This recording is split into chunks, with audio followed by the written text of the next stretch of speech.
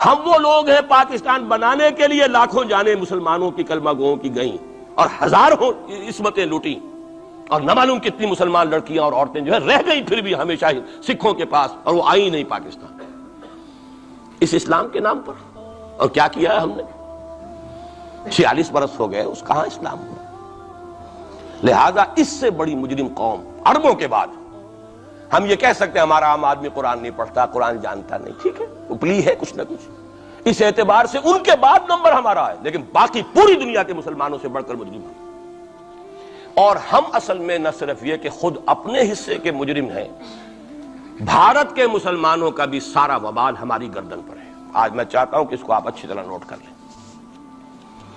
بھارت کے مسلمانوں نے، جسے آپ فرض کفایہ کہتے ہیں، نماز جنازہ فرض کفایہ، چند لوگوں نے بھی کسی مسلمان کی نماز پڑھ لی تو سب کی طرف سے ادا ہوگی، کسی نے بھی نہیں پڑھی تو سب مجرم ہو جائیں گے، بستی کے سب لوگ مجرم ہوں گے۔ بھارت کے مسلمانوں نے فرض کفایہ ادا کیا جب پاکستان بنوا دیا آپ کو، اور اس کی قیمت آج بھی وہ دے رہے ہیں، کھلے نعرے لگ رہے ہیں، مسلمان کے 2 استھان، پاکستان یا قبرستان، تیسرا کوئی جگہ نہیں۔ ڈنکے کی چوٹ کہا بابری مسجد کے بعد ایل کے اڈوانی نے، ہم ساری مسجدیں گرا دیں گے ہندوستان کے اندر، کوئی مسجد باقی نہیں چھوڑیں۔ ڈنکے کی چوٹ، اعلانیہ، یہ سب کچھ ہو رہا، اور یہ نعرے تو نہ معلوم کب سے لگ رہے ہیں، اور نہ معلوم کب سے میں یہاں ان مسجدوں کے اندر بھی اور اپنی تقریروں میں غور کرتا رہا ہوں کہ کیا وہاں ہو رہا ہے، لیکن ہمارے تو کان پر جوں نہیں ریگتی، ہمارے تو وہی دھندے ہیں، وہی کاروبار ہے، اپنا بزنس ہے، اس کے سارے مسئلے ہیں، اس کی اپنی بلڈنگیں ہیں، اپنی موٹریں ہیں، اپنے ٹیلی ویژن ہیں، اپنے کئی کورسز کے ڈنرز ہیں۔ اللہ خیر صلی اللہ، ہمیں بحث کیا اسلام سے؟ تو بتائیے ہم سے بڑا مجرم کون ہوگا؟ آج جو کچھ ہندوستانی مسلمان پر بیت رہی ہے اس کا جرم ہمارے کندھے پر۔ یہ میں جذباتی انداز میں نہیں کہہ رہا، میں تو 2 اور 2 4 کی طرح ثابت کر سکتا ہوں۔ انہوں نے فرض کفایہ ادا کر دیا، اور اس وقت یاد کیجئے مولانا ابوالکلام آزاد، مولانا مدنی، جمعیت علماء ہند کے علماء اپنے تقدس اور اپنے تدین اور اپنے تقوی کے اعتبار سے انکویسچنیبل، کوئی شک و شبہ نہیں ہو سکتا ان کی نیت پر اور ان کے تقوی پر اور کردار پر، انہوں نے کیا کہا تھا؟ یہی کہا تھا کہ یہ پاکستان بنا کر تم مسلمانان ہند کو 3 حصوں میں تقسیم کر دو گے۔ 3 میں کہا تھا، 2 میں نہیں، 3 میں۔ حالانکہ بظاہر تو ایک پاکستان بن رہا تھا نا، لیکن یہ مولانا ابوالکلام آزاد کے الفاظ تھے کہ 25 برس سے زیادہ یہ 2 خطے یکجا نہیں رہ سکتے، اور 25 برس کیا، 24.25 برس میں ٹوٹ گیا پاکستان، 25 برس پورے نہیں ہوئے، اور ان کے الفاظ تھے یہ کہ 25 برس سے زائد جمع نہیں رہ سکتے، 24.25 برس میں ختم ہو گیا۔ 16 دسمبر 1971 کو پاکستان ختم ہو گیا کہ نہیں؟ 71 کو۔ بہرحال نوٹ کرنے کی بات ہے، ہم نے کیا کہا تھا؟ میں بھی مسلم لیگی تھا، میں نے بھی نعرے لگائے ہیں، چاہے غیر شعوری دور تھا، ہائی اسکول اسٹوڈنٹ تھا، پاکستان کا مطلب کیا، لا الہ الا اللہ، فلک شگاف نعرے لگائے ہیں، اور نوائے وقت کا پرچہ انتظار کرتے تھے اسٹیشن پر کھڑے ہو کر، حصار ریلوے اسٹیشن کے اوپر، کہ اب گاڑی آئی اور اب نوائے وقت لیا اور پھیل گئے پورے شہر میں اس کو پہنچانے کے لیے۔ ہم کیا کہا کرتے تھے؟ جی نہیں، 2 طرف سے پاکستان جو ہے مضبوط پاکستان ہوگا، ہندوستان میں کسی ہندو کو جرت ہوگی مسلمان کے لیے کوئی میلی نگاہ سے دیکھنا بھی؟ وہ سارے خواب کہاں گئے؟ وہ تو حرم ہوئے، وہ 2 طرف کا جفا تھا وہ تو ختم ہوا، اس لیے کہ وہ زنبور تو اب رہا ہی نہیں، وہ تو کھل گئی، نوٹ ہی ختم ہوئی وہ مشرقی پاکستان۔ اور حال یہ ہے کہ آپ کی وزیر اعظم بنگلہ دیش نے یہ بھی پسند نہیں کیا کہ بابری مسجد پر جو بیان تھا وہ نواز شریف صاحب کے ساتھ مشترک بیان دے دیں، یہ اشتراک بھی دنیا کے سامنے نہ آ جائے کہ مشرقی پاکستان سابقہ اور اس وقت بنگلہ دیش کی وزیر اعظم اور مغربی پاکستان جو اب وٹ ریمینز آف پاکستان کے تحت صرف پاکستان ہے، اس کے وزرائے اعظم نے مشترکہ بیان دے دیا، یہ بھی نہیں آنا چاہیے۔ یہ حال ہے ہمارا۔ حالانکہ بات اپنی جگہ پر کوئی ایسی نہیں تھی، کوئی سیاسی نہیں، ایک مذہبی معاملے کے اوپر اظہار رائے کرنا تھا، انہوں نے کہا نہیں، آپ کے ساتھ مشترک بیان میں نہیں دوں گی، نہیں دیا اس نے۔ تو وہ جو تھا 2 طرف سے جفا، وہ تو سن 71 میں کھل گیا۔ جو ہمارا حال ہے وہ تو ہونا ہی تھا۔ یہ ملک بنا اسلام کے نام پر، اس کا استحکام ہو سکتا تھا تو صرف اسلام کی بنیاد پر ہو سکتا تھا، اسلام سے غداری کی۔ لہذا یہاں تو اب قومیتیں ہیں، یہاں تو اب ایتھنک اور ریجنل اور نہ معلوم کس قسم کی اور لنگوسٹک جو ہے نیشنلٹیز ہیں، نیشنلزمز ہیں، وہ جو ایک امت ایک وقت میں بن گئی تھی، ایک قوم، مسلم قوم ہندو کے مقابلے کے لیے، وہ تو ختم ہوئی۔ اور حال کیا ہو گیا ہے؟ اس سے پہلے بھی کبھی کبھی ہندو مسلم فسادات ہوتے تھے، کیا سندھ سے مسلمان نہیں پہنچ جاتا تھا وہاں ریلیف کے لیے؟ کیا پنجاب سے اور سرحد سے مسلمان نہیں جاتے تھے؟ بہار نہیں گئے تھے؟ کیا کانپور کی مسجد شہید ہوئی تھی 1915 میں تو پوری ہندوستان سے مسلمان نہیں پہنچ گئے؟ آپ کیا کر رہے ہیں؟ مندر گرا دیے، یہاں بڑی بہادری کا کام کیا، مندر گرا دیے، شرم سے ڈوب مرنے کا مقام ہے۔ یہاں بھی گویا کہ ہم اپنے عمل سے اسلام کی مخالفت کر رہے ہیں۔ اسلام تو اجازت نہیں دیتا، آپ کسی اور کے جرم کی سزا کسی اور شخص کو نہیں دے سکتے۔ ہمارے پاس تو یہ سیکریٹ ٹرسٹ ہیں، یہ لوگ ذمی وہ اپنے آپ کو منواتے نہیں، لیکن ہمارے تصور سے، اسلام کے تصور سے ذمی ہیں۔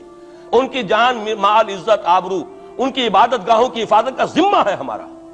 ایک بڑی بہادری کی ہے، ذرا سوچئے تو صحیح کیا دنیا نے سوچا ہوگا، اور نتیجہ کیا نکلا؟ اگر کسی درجے میں بھی بابری مسجد کی شہادت پر کوئی دنیا میں کوئی رائے عامہ ہو سکتی تھی کوئی ہندوستان کے خلاف، ختم ہو گئی۔ جو انہوں نے کیا 10 گنا تم نے کر لیا۔ انہوں نے ایک مسجد گرائی ہے، تم نے اتنے 100 کہتے ہیں، پتہ نہیں، مجھے تو معلوم نہیں 100 گرائے کتنے گرائے ہیں، بہرحال جتنے مندر تھے تم نے گرا دیے۔ فرق کیا ہے؟ ایک کردار ہے تمہارا، ایک ہی تمہارا اخلاق ہے، ایک ہی تمہارا معیار ہے، کوئی فرق ہی نہیں۔ بلکہ وہاں تو کم سے کم یہ تو رہا ہے، دنیا کی آنکھوں میں دھول ڈالنے کے لیے کم سے کم یہ کہ فورن منسٹری جو ہے اس نے ریزائن کیا، ہم نے مان لیا جی ہم نہیں کر سکے، ہم مجبور ہیں، حالانکہ سب ان کی اجازت سے ہوا ہے، بلکہ ان کی ملی بھگت سے ہوا ہے۔ لیکن یہ کہ کلیان سنگھ نے فوراً استعفیٰ دے دیا، منسٹری ختم۔ پھر وہ بھارت کی مرکزی حکومت نے اور بھی پارٹیز کو بھی بین کر دیا، اور اس کے بعد یہ ہے کہ انہوں نے حکومتیں بھی 3 اور صوبوں کی توڑ دی۔ وہ تو سرخرو ہو گئے پوری دنیا کی جو رائے عامہ ہے، ہم اس کے سوا کیا کر سکتے ہیں؟ ہمارا ایک دستور ہے، دستور میں جو بھی صوبائی حکومت ہوتی ہے اس کی اجازت کے بغیر ہم فوج بھیج نہیں سکتے۔ وہاں پہ صوبائی حکومت تھی، اس نے ہمیں یقین دہانی کرائی تھی، سپریم کورٹ کو بھی یقین دہانی کرا دی تھی کہ مسجد کو کچھ نہیں ہوگا، تو ہم تو اس کے اوپر ڈیپینڈ کر رہے تھے۔ ہے سب جھوٹ، سب کو پتا تھا جو کچھ ہوگا، اندر خانے ملی بھگت تھی، لیکن یہ ہے کہ کم سے کم انہوں نے فیس سیونگ کے لیے ان کے پاس مواد موجود ہے، آپ کے پاس تو وہ بھی نہیں۔ آپ کے تو اخبارات نے لکھا ہے کہ کارپوریشنز کے ٹریکٹرز جو ہیں گئے ہیں گرانے کے لیے، اور وزراء جو ہیں، ایک وزیر کا نادر پرویز کا تو نام آیا ہے، اخبار میں خبر تھی، ہم نے بھی پڑھی تھی، فوٹو بھی دیکھا تھا کہ وہ خود ہاتھ میں پھاوڑا لے کر جو ہے وہ منظر گرانے کے لیے چلے۔ یہ جو صورتحال ہے جان لیجئے، اس وقت میں آپ کو بتانا چاہتا ہوں ہندوستان کے مسلمان پر تو جو قیامت بیت رہی ہے۔ میں نے اپنا ایک تاثر کچھ عرصے پہلے یہاں شد بیان کیا تھا، رہا ہے میرا تاثر، اور وہ ہے اصل میں وہ لاسٹ سپر جو ہے انجیل میں جس کا تذکرہ ہے حضرت مسیح علیہ السلام نے جو آخری کھانا رفع سماوی سے قبل کھایا ہے اس باغ میں جہاں روپوش تھے اپنے حواریین کے ساتھ۔ تو اس میں یہ الفاظ آئے ہیں، میں نہیں جانتا صحیح ہیں غلط ہیں، وہ ایک علیحدہ بات ہے، کہ آپ نے وہ روٹی توڑی اور کہا کھاؤ، eat and this is my flesh, یہ میرا گوشت ہے، کھاؤ۔ اور اس کو کہتے ہیں وائن، کوئی مشروب ہوگا جو بھی ہوگا، ڈالا کہ پیو، drink and this is my blood. میرا احساس ہمیشہ یہ رہا ہے، اس کے بعد کچھ ماند پڑ گیا جب یہاں مسلمان نے یہاں مارا ہے اور کچلا ہے اور زندہ آگ میں جلایا ہے، پھر بات ختم ہو گئی، میرے دل کے اوپر سے وہ احساس ختم ہو گئے۔ وہاں ہندو کے ہاتھوں جب مسلمان کے ساتھ یہ کچھ ہوتا تھا تو پھر جب میں کھانا کھاتا تھا محسوس کرتا تھا کہ میں ہندوستانی مسلمان کا گوشت کھا رہا ہوں اور ہندوستانی مسلمان کا خون پی رہا ہوں۔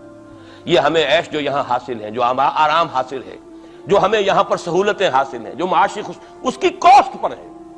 اس نے آپ کو یہ ملک لے کر دیا اور آج تک اس کی قیمت ادا کر رہا ہے، اور ہم جو ہے عیش کر رہے ہیں، گل چھرے اڑا رہے ہیں۔ یہاں جس کے پاس 2 پیسے ہو گئے برقع اتار کے اس نے پھینک دیا، کہ معلوم ہوتا ہے کہ یہ تو مفلسی کو چھپانے کا ذریعہ تھا۔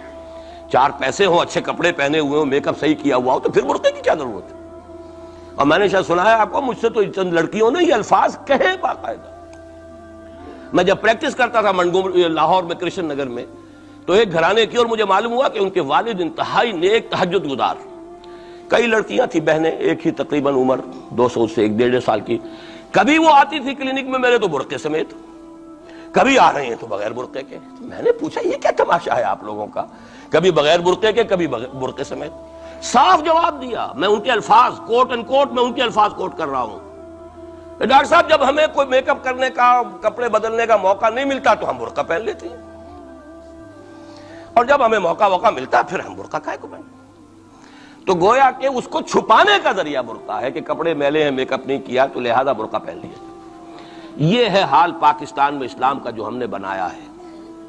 تو میں جو کچھ دیکھ رہا ہوں وہ یہ ہے کہ ہندوستان میں تو قیامت، اب وہاں جو آفیشیل فگرز ہیں 1000 1200 کتنے ہیں، لیکن کم سے کم 10,000 آدمی، اور اب یہ چین ہے فسادات کی۔ کل کے اخبار میں احمد آباد کی تھی، کبھی کہیں ہے کبھی کہیں ہے. اور واقعہ یہ ہے کہ تبصرے یہ ہو رہے ہیں کہ ہندو فنڈامنٹلزم از آن دی رائز. یہ جو کچھ ہوا ہے، جتنا بھی اس کے اندر ان کو گرایا گیا ہے، ان کی حکومتیں گرائی گئی ہیں، اس سے انہیں تقویت حاصل ہو رہی. They are getting stronger and stronger. Congress کے لیے اب اپنی جو ہے جان بچانی مشکل ہے، اور اس وقت سب سے بڑا ان کے لیے جو ہو گیا وہ یہ ہے کہ وہ کمیونسٹوں کی سپورٹ کے بغیر چل نہیں سکتے. اور کمیونسٹ جو ہے وہ ان کی جو اس وقت وہ امریکہ کے زیر اثر جو اپنی اکنامک پالیسیز چینج کر رہے ہیں اس کا ساتھ دینے کو تیار نہیں. تو یہ ڈائلیما ہے. جبکہ ادھر جو ہے وہ بالکل جو ہندو ذہن ہے وہاں کا ریوائولسٹ ذہن وہ پوری طریقے سے قائم.